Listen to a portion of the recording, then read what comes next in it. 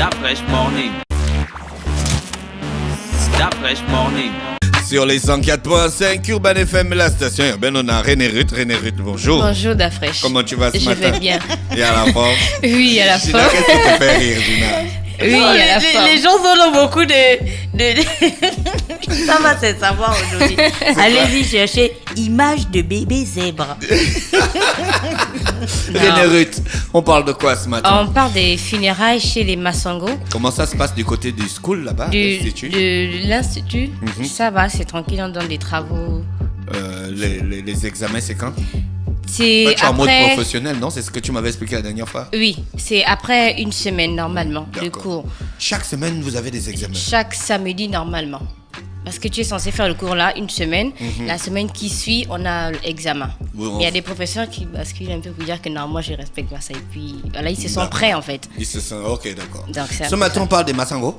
Oui, les funérailles. Chez les Mais Sango. moi je veux voter aussi. Non, tu Mais- peux pas voter. Tu ne peux pas jouer. L'huissier de justice n'est pas d'accord. Je dois voter, mais bon, c'est pas grave. La dernière fois, je n'ai pas voté. Ah bon, la dernière fois, tu as joué? Ah, mais c'est pas normal. On va faire un recours auprès de l'huissier de justice. On va parler des funérailles chez les Masango. Donc, c'est un sujet tiré du livre Les Masango et leur univers social de Rigobert Mukambi Pangou. Voilà. Donc, après un décès dans un village, le cadavre était mis sur une natte posée à même le sol.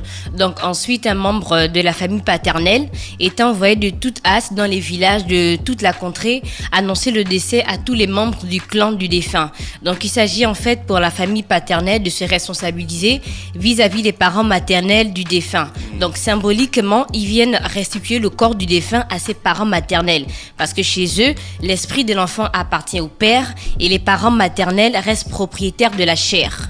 Donc, s'il s'agit par exemple du décès d'un membre du clan Moussung, j'avais parlé des clans chez les Masango, donc l'agent informateur qu'on appelle Kimé, donc à partir de 21 ans, donne le message lorsqu'il arrive dans un village en ces mots.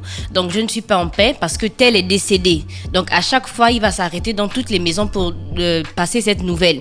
Donc, les hommes du village arrêtent l'agent informateur qu'on appelle Kimé, donc, et le font asseoir dans la case publique. Donc, après quelques minutes de repos, l'agent informateur donne plus d'explications sur la nouvelle qu'il est venu annoncer.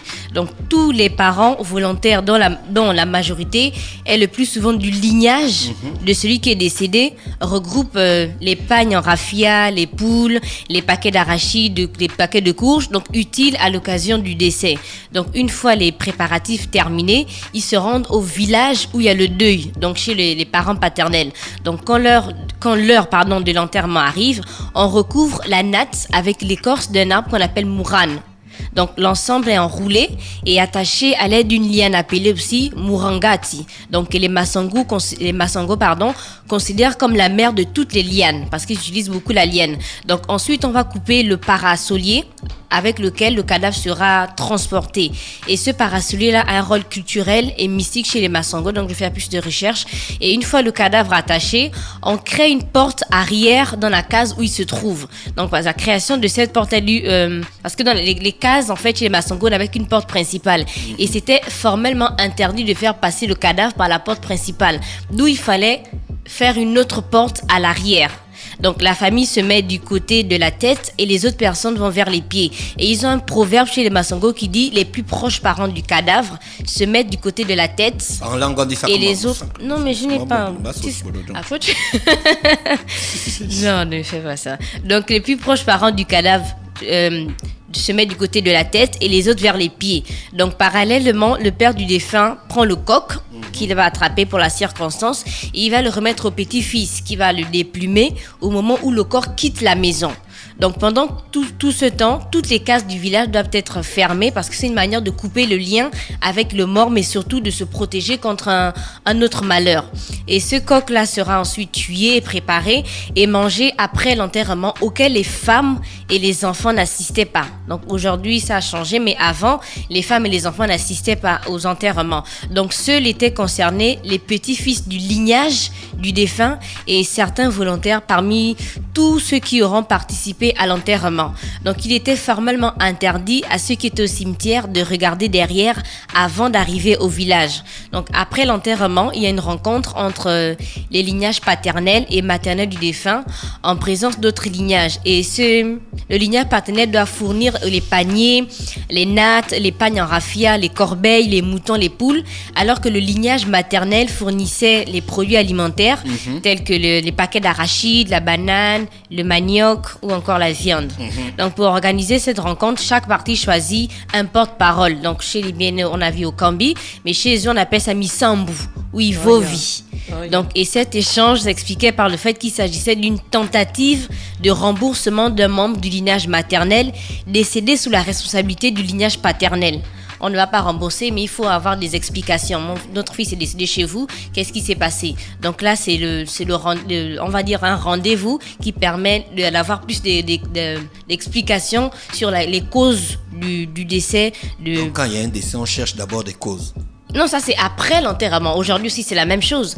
Les deux familles se réunissent pour dire que l'enfant est décédé. Avant l'enterrement, on ne cherche pas d'abord savoir ce qui s'est passé, c'est après l'enterrement. Donc, on va demander à la famille paternelle, s'il était là-bas, qu'est-ce qui s'est passé. Donc, il y a l'explication, donc le déroulement et tout. On m'a dit qu'il est décédé de manière naturelle ou il avait tel problème. De nos jours, ça se fait encore. Moi, j'ai déjà assisté à ça. Donc, c'était ça pour aujourd'hui. D'accord, donc on parlait des funérailles chez les Masango. Oui, d'après les Masango et leur univers social. Tu connais les Masango? Ils sont de quelle partie du Gabon? Je connais un seul Masango. Bon, pas... Non, personnellement. Un seul Sango. Un seul Sango. Donc, personnellement... Géographiquement parlant, tu les as situés sur le territoire national? Géographiquement, non, je ne les ai pas encore situés parce que à chaque fois, il y a des déplacements, mais je suis en train de faire parce qu'hier, j'étais en train de travailler dessus avec un membre de la Fondation Rapona pour situer exactement chaque ethnie sur la carte.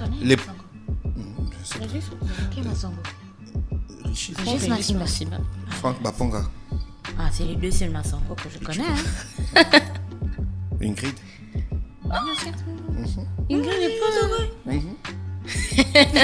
Ingrid est partout. Les pourparlers se font dans le village du défunt ou bien dans le village de ses parents maternels? Les pourparlers se passent où il y a eu le décès. D'accord. En fait, si ça s'est passé du côté maternel, c'est là-bas où vont se passer les pourparlers. Ils sont plutôt patrilinéaires? Ils sont patrilinéaires. Donc, c'est les parents... le côté paternel va annoncer le décès chez le côté maternel, qu'ils viennent assister. Donc, c'est eux de rendre le compte. En fait, nous, on a perdu un de vos fils. C'est comme ça que ça s'est passé. D'accord. Moi, j'ai déjà assisté. Tu as déjà assisté à ça? Oui. Mais pas chez les Masango, chez les femmes, j'ai déjà assisté à ça. D'accord. Mais chez les femmes, c'est beaucoup plus compliqué. On ne sait pas qui... Des fois, au décès, c'est les parents de la mère. Donc, non, les parents maternels qui gèrent un peu... Non, en fait, moi, j'ai assisté. En fait, ça s'est passé sur le côté maternel du monsieur en question, mais c'est sa femme, les parents de la femme qui expliquaient parce qu'il était marié. Donc, il est décédé à la maison. Donc, sa femme devait expliquer le pourquoi il est décédé. Donc, elle devait dire il était malade. Donc, il posait à chaque fois les questions. Il était malade, mais pourquoi tu ne nous as pas avertis? Donc, à chaque fois, il y avait les questions. Elle devait d'accord, elle devait répondre. Oui, elle doit répondre. Merci René Ruth est avec nous ce matin sur les 104.5. René Ruth qui est Madame Culture du Da Fresh Morning, le réveil matinal le plus haut de la capitale sur la radio la plus haute de la capitale. Don't Leave Me, Black Street arrive ce matin sur les 104.5 Urban FM, la station urbaine. Après on va parler de la couleur du zèbre. Da Fresh Morning.